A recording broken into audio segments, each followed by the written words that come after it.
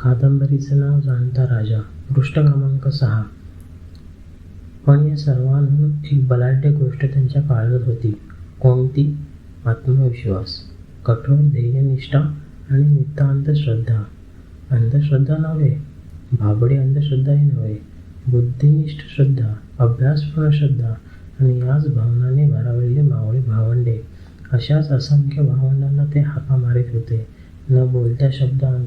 कारण त्यांचे शब्द इतिहासाच्या कागदपत्रांवर फारसे उमटलेच नाहीत, पण ते नक्की एकेकाला बोलावत होते. त्यांचे एक एक शब्द मंतरलेला होता. महाराजांचं मनुष्यबळ बोटं मोजावीत इतक्या मोजमापात वाढत होतं. शत्रू परातभर होता, मावळे चिमूटभर होते. पण वडिलांनी वापरलेला आणि सह्याद्रीने शिकवलेला एक महामंत्र महाराजांच्या मस्तकात सदैव जागा होता. कोणता? गनिमी कावा.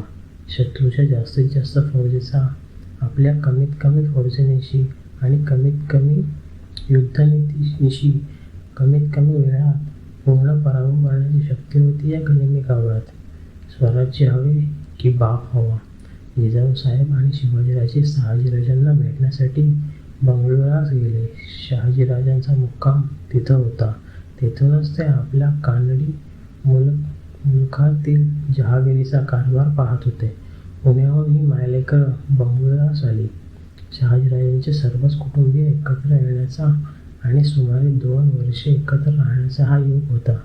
हाच शेवटचा योग. या 2 वर्षात हंपी, विरूपाक्ष आणि विजयनगरच्या कर्नाटकी स्वराज्याची राजधानी विजयनगर पाहण्याचा योग शिवाजीराजांना आला. विरूपाक्ष हे तीर्थक्षेत्र होते. विजयनगर हे उद्ध्वस्त झालेल्या एका हिंदवी स्वराज्याच्या राजधानीचे नगर होते. या प्रवासात शिवाजीराजांना खूपच पाहायला आणि शिकायला मिळाले.